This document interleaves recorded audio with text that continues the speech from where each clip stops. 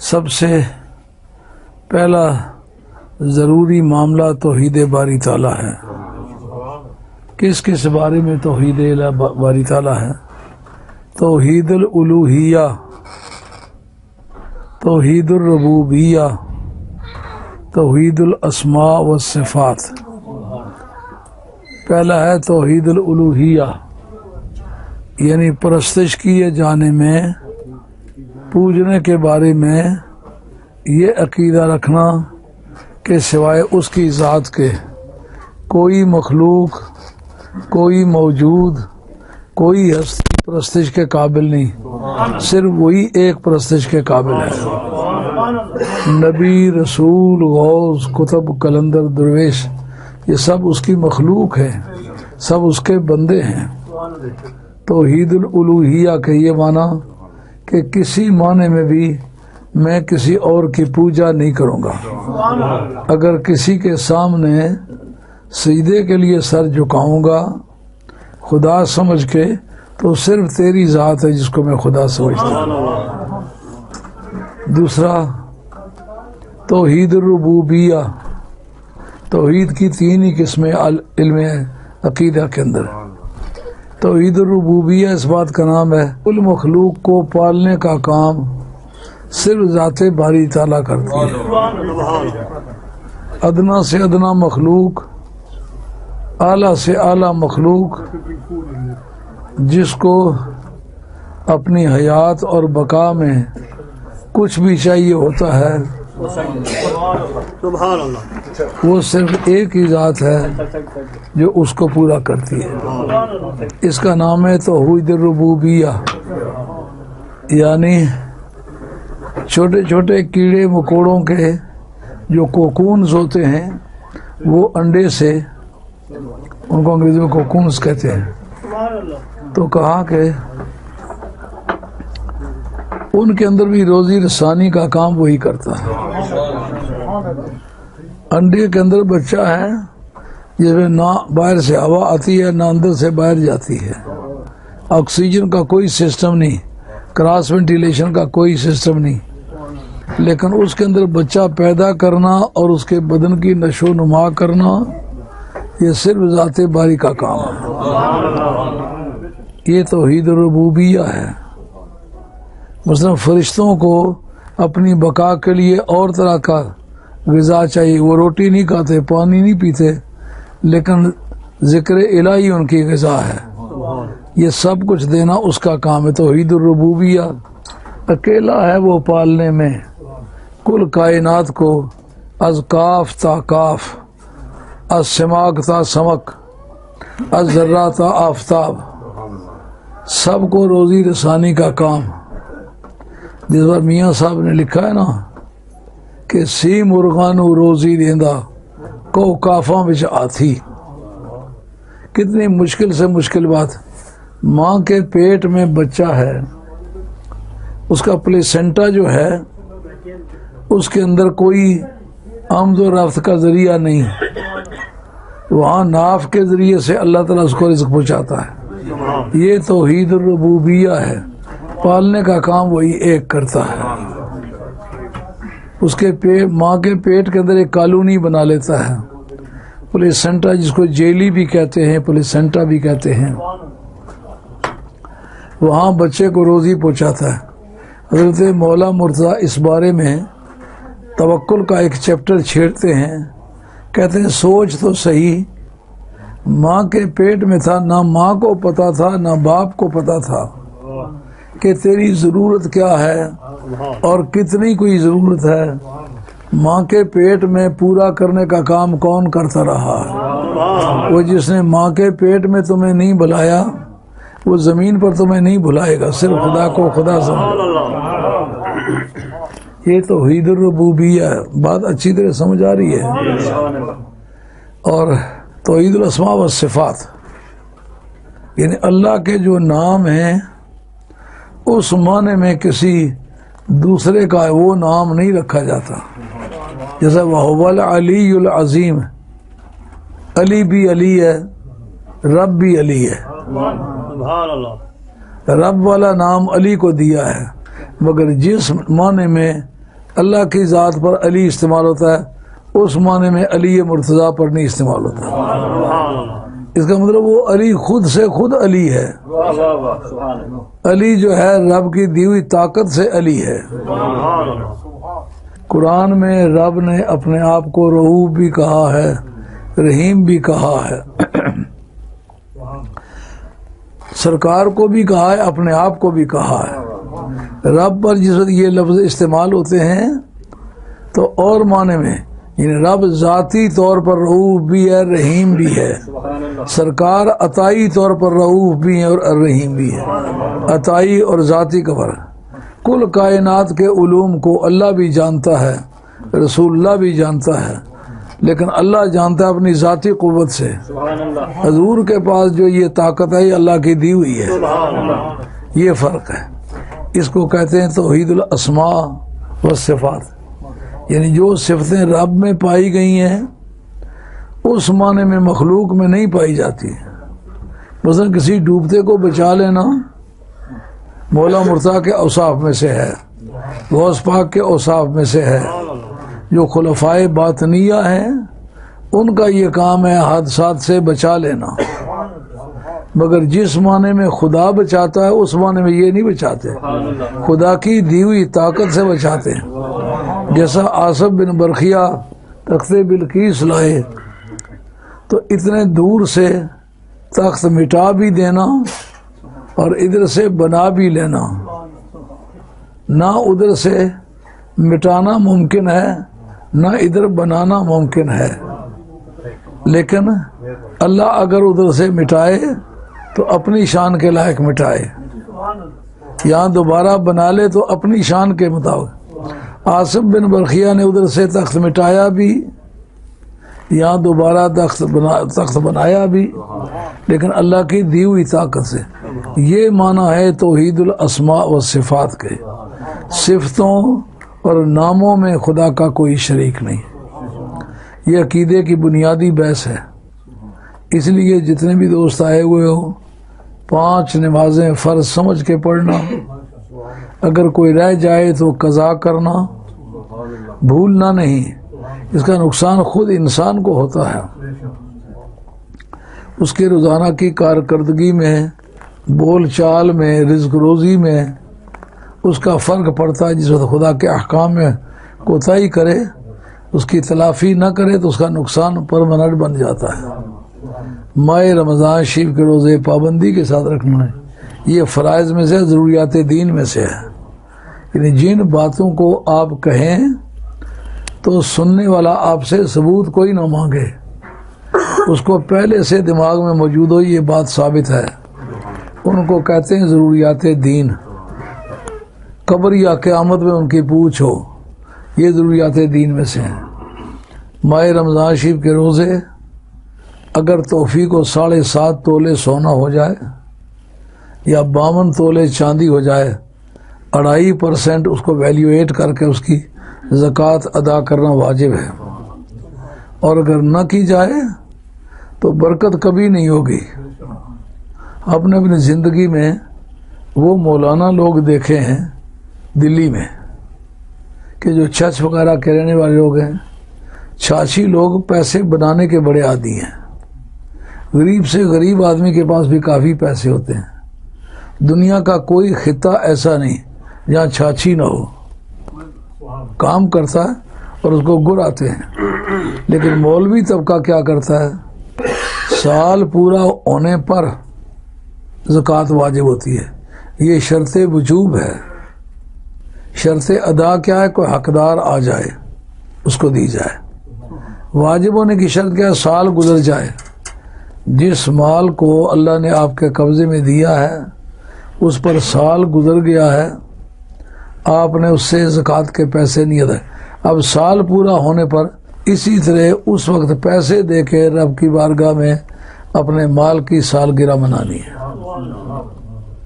اور وہ زکوٰۃ کے پیسے مستحقین کو دینے ہیں۔ لیکن چھچ کے مولویوں کو دیکھا، سال پورا ہونے کے 2 دن باقی ہیں، اپنی بیگم کو بلا کے کہتے تھا، میں چھوٹا سا تھا، سارے مولویوں کے گھروں میں جاتا تھا، ان کے گھریلو حالات اپنی آنکھوں سے دیکھتا تھا، بات ساری سمجھتا تھا، تو کہتے جتنے میرے پاس پیسے ہیں میں آج تیرے ملک کرتا ہوں۔ زکوٰۃ مالک پر واجب ہوتی ہے، آج کی تاریخ وہ سارے پیسے بیوی کے ملک کر دیتا ہے، اب اس پر واجب ہونے کے لیے سال کا انتظار کرنا پڑے گا، ابھی سال میں 2 دن باقی ہیں، بیوی کہتی ہے میاں کو میں نے یہ جتنے پیسے ہیں یہ آپ کے ملک کر دیے۔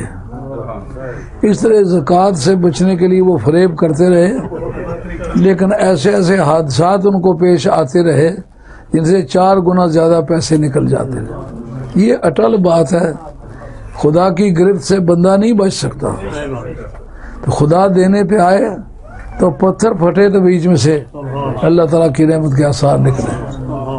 تو توفیق ہو تو زکوٰۃ دے، اگر توفیق ہو یعنی مکہ شریف جانے اور آنے، مدینہ شریف کی حاضری کے لیے، یہاں سے جا کر واپس گھر آنے تک اس کے بال بچے کی خوراک، پوشاک، رہائش، بود و باش کے بھی اس کے پاس وسائل ہوں، سفر خرچہ بھی ہو، اس پر اس وقت حج فرض ہے، لیکن علل فور ہے یا علل تراخی؟ فوری طور پر اس وقت اس کو حج کرنا پڑے گا یا آئندہ سال بھی کرے تو ہو جائے گا، یہ علل تراخی ہے، یعنی فوری طور پر نہیں، واجب ہو گیا ہے، اب اگر کرے تو ادا ہو جائے گا، لیکن اگر نہ کرے تو فوری طور پر سرکار نے پابند نہیں کیا۔ حضور علیہ الصلوۃ والسلام بعض فرمانے مسلم شریف کی حدیث ہے، سرکار نے فرمایا کہ ہر مسلمان پر حج فرض ہے۔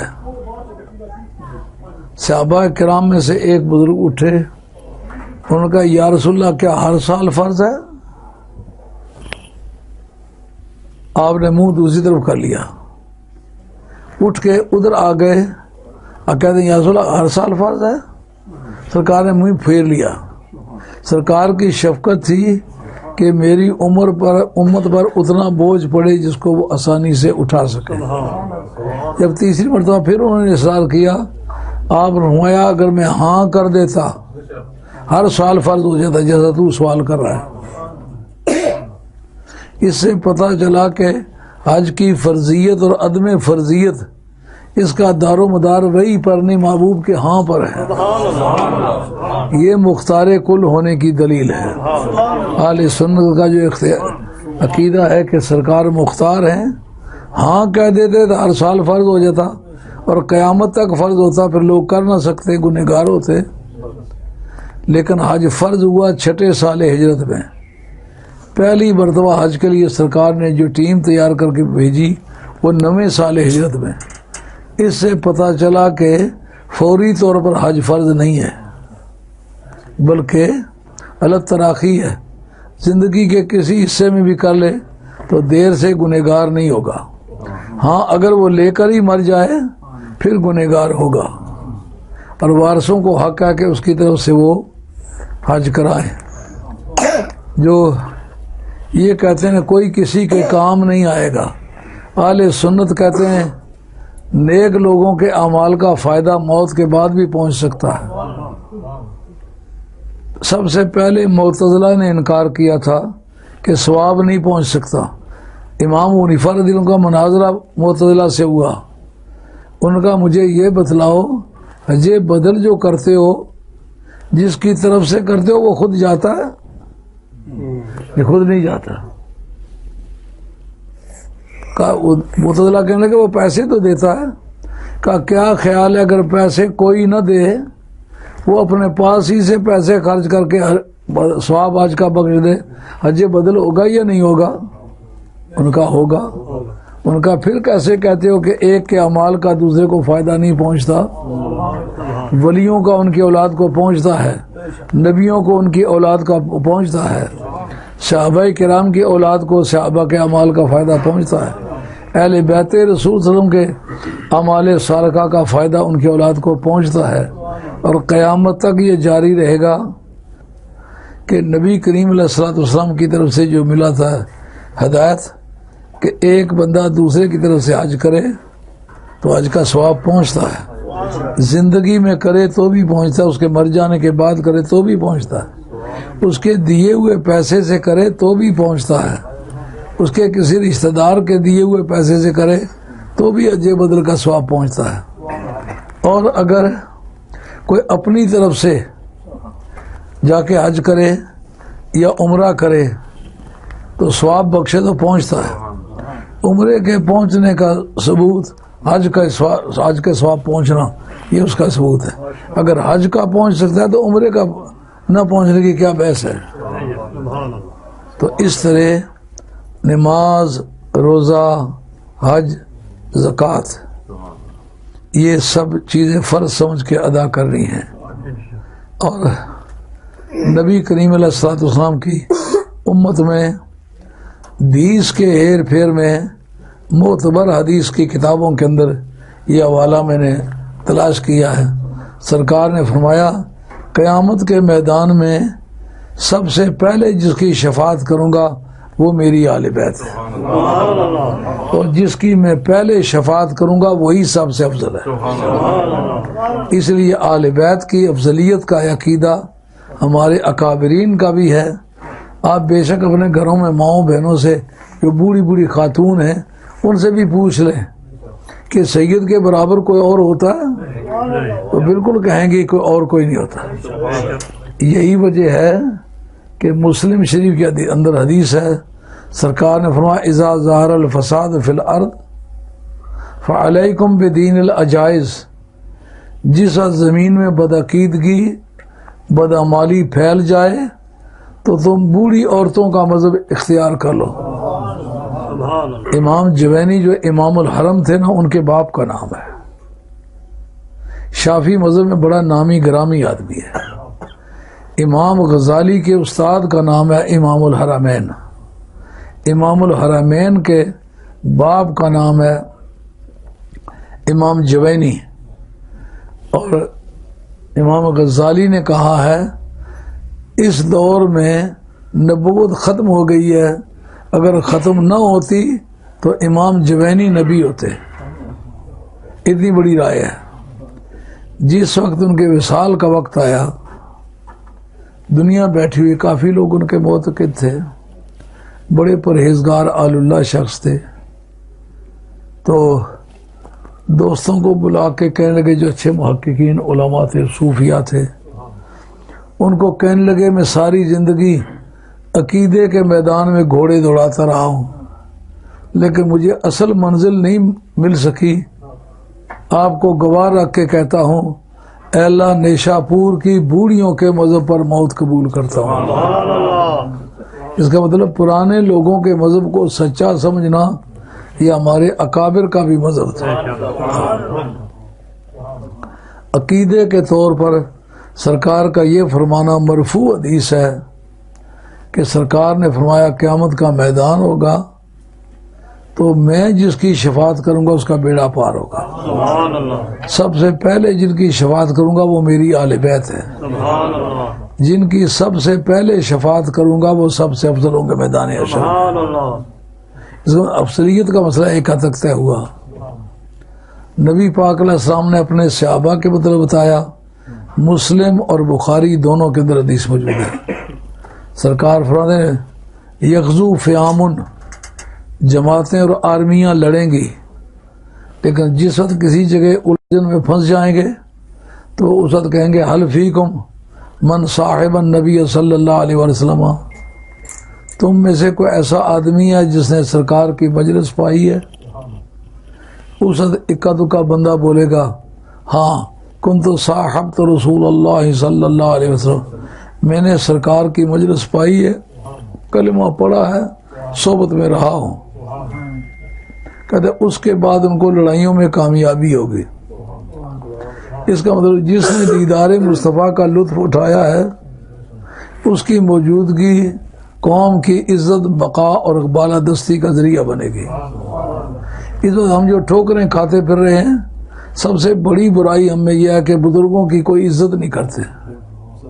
ہمارے آمنے سامنے کی بات ہے کہ یہاں کا ایک ساتھی میرا مرید تھا، باپ نے کوئی ٹیکس کی مجبوری سے اپنا مکان بیٹے کے نام کرایا، 8 دن کے بعد بیٹے سے نوٹس جاری کر دیا، ان کا یہ مکان چھوڑیں، یہ مکان میرا ہے۔ اس کو پتہ ہے میرے باپ نے خریدا ہے، اس کو فری ہولڈ کیا ہے، اب وہ بیچارہ رول رول کے بھرا ہے۔ کتنے افسوس کی بات ہے، باپ اور بیٹے سے زیادہ قریبی کس کا رشتہ ہوتا ہے۔ اس لیے پیسوں کے بارے میں، جائیدادوں کے بارے میں آپ کسی پر بھروسہ نہ کریں، احتیاط کریں۔ اگر بھروسے کا نتیجہ دھوکہ ہو تو پھر ایسا بھروسہ ہرگز نہیں کرنا چاہیے۔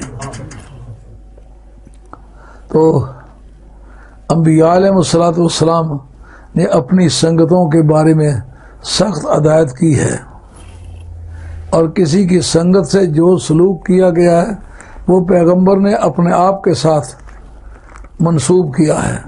سرکار نے فرمایا اپنے صحابہ کے بارے میں، فمن احبہم فبحبی احبہم ومن ابغضہم فببغضی ابغضہم۔ جو میرے صحابہ سے پیار کرے اس نے اس لیے پیار کیا ہے کہ اس کو میرے ساتھ پیار ہے، جس نے میرے صحابہ سے بغض کیا ہے اس نے اس وجہ سے صحابہ سے بغض کیا ہے کہ اس کو میرے ساتھ بغض ہے۔ اور صحابہ میں جو کلاسز ہیں، سب سے پہلی کلاس جو ہے وہ ہے جو سب سے پہلے ایمان لائے۔ ہمارے علماء عقائد نے تقسیم کیا مراتب کی، جو ان کی سٹیٹس کی تقسیم ہے نا، کہا جو پہلے مسلمان ہوا اس کا درجہ سب سے پہلے۔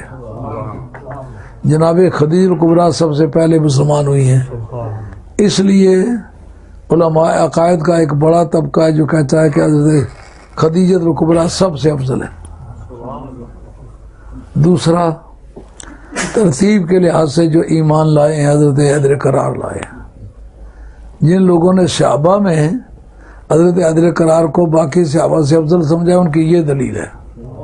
اس میں سلمان فارسی، ابو ذر غفاری، جابر بن عبداللہ انصاری، زید بن ارقم، حضرت ابو سعید خدری۔ میں نے 52 صحابہ کی لسٹ زبدۃ التحقیق کے اندر پیش کی ہے کہ یہ عقیدہ رکھتے تھے کہ یہ سب سے افضل ہے حضرت حیدر قرار۔ اور قرآن حضور سے پوچھا گیا کہ آپ نے فرمایا اہل سنت کے سوا سارے لوگ دوزخ میں جائیں گے، تو مس سنت والجماع، آپ بتائیں سنت اور جماعت کہتے کس چیز کو ہیں؟ آپ نے فرمایا ما انا علیہ الیوم واصحابی، جس مذہب اور ملت پر میں ہوں اور میرے صحابہ ہیں اس کا نام اہل سنت والجماعت ہے۔ میں نے اس تمہید میں یہ بات مقدمے کے طور پر بیان کی ہے کہ جو عقیدہ صحابہ میں پایا گیا ہے اس کو گمراہی آپ نہیں کہہ سکتے، وہ سنت اور جماعت کی دلیل ہوگی۔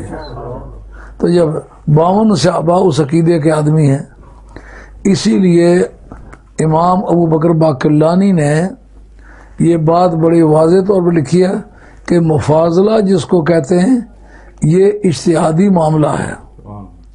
مفاضلہ ایک دوسرے سے پر کون افضل ہے، قرآن اور حدیث نے اس کا ہرگز فیصلہ نہیں کیا۔ اجتہادی معاملہ اسے کہتے ہیں جو مذہبی سکولرز کی ڈسکریشن پر چھوڑ دیا جائے، اس کا نام ہے امر اجتہادی۔ یعنی قرآن اور حدیث میں صاف طور پر اگر 1000 کتاب بھی آپ مطالعہ کریں، ایک بھی حوالہ ایسا نہیں نکلے گا جو کہے کہ سرکار نے فلاں کی افضلیت کا اعلان کیا، کسی کی بھی افضلیت کا اعلان نہیں کیا۔ جو اکا دکا افضلیت کا اعلان ملتا ہے وہ خبر واحد ہے، اور اس کے مقابلے میں جو دوسروں کی شان میں حدیثیں آئی ہوئی ہیں وہ اس سے زیادہ زور والی ہیں۔ تو جس وقت کوئی 2 حدیثیں آپس میں ٹکرا جائیں، دیکھنا یہ ہوتا ہے زور والی کون سی ہے۔ ان میں ایسی زور والی کوئی نہیں نکلی۔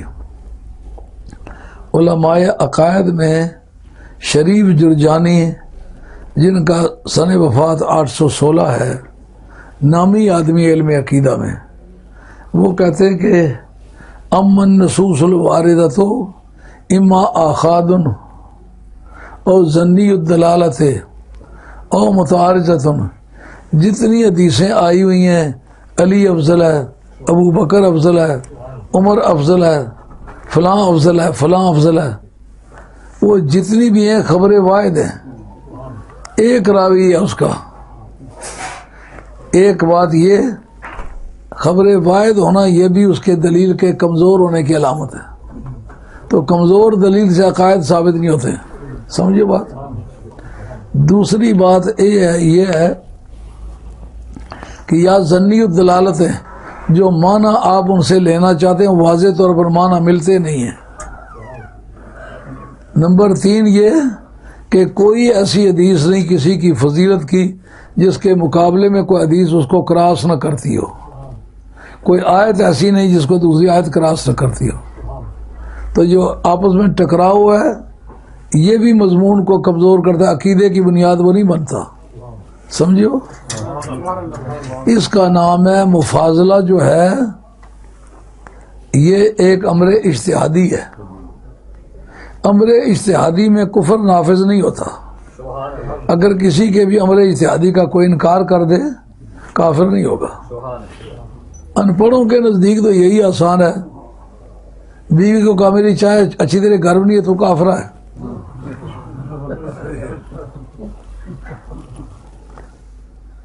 چائے کے گرم سرد ہونے پر بھی کفر کا فتویٰ دے دیتے ہیں، اور ان کے پاس ہتھیار جو کچھ نہیں ہے، ہر ایک کو کافر کافر کافر۔ اسلام میں سب سے پہلا گمراہ فرقہ معتزلہ ہے، جنہوں نے ایصال ثواب کا انکار کیا۔ آج تک مجتہدین میں سے یعنی قانون کے ایسے جاننے والے جیسے امام حنیفہ ہیں، امام مالک ہیں، امام شافعی ہیں، امام احمد حنبل ہیں، کسی ایک نے بھی ان کو کافر نہیں کہا۔ جنہوں نے حضرت حیدر کرار کا انکار کیا ہے وہ خارجی ہیں، اور تھے سارے مولوی۔ معلوم ہوا اہل بیت کا انکار کرنا یہ ان پڑھوں کا مضمون ہی نہیں، یہ مولویوں کا مضمون ہے۔ 18,000 بندہ رات سارے کے سارے مرید تھے حضرت مولا مرزا کے، یہ بھی بات سمجھنے والی ہے کہ نہیں؟ بندے سارے مرید ہیں، آپ کے شاگرد ہیں۔ ارورا اس جگہ کا نام ہے، کوفے سے 3-4 میل، کوفہ شہر سے باہر ہے یہ جگہ، ان کو حروری کہتے ہیں۔ وہ جناب حیدر کرار کو کافر کہتے تھے۔ حضرت مولا مرتضیٰ سے کہا گیا کہ وہ آپ کو کافر کہتے ہیں، آپ نے وہ اپنی جہالت کی وجہ سے مجھے کافر کہتے ہیں، لیکن میرے پاس ان کے کفر کی کوئی صریح دلیل نہیں ہے، میں ان کو کافر نہیں کہنا چاہتا۔ سمجھ آئیے بات۔ عقائد اٹل چیز سے ثابت ہوتے ہیں، مومل باتوں میں سے نہیں ثابت۔ آپ 20 کتابیں کسی کو کافر لکھ دیں، آپ دیکھیں امام حنیفہ کے ٹکر کا بندہ بھی اس نے کافر کہا ہے، امام شافعی کے برابر کا بندہ، ان کو کہتے ہیں مجتہدین۔ مولویوں کے فتوے کا کوئی اعتبار نہیں ہوگا، مجتہدین کے فتوے کا اعتبار ہوگا۔ یہ ہماری کتابوں میں لکھی پڑی ہوئی بات ہے۔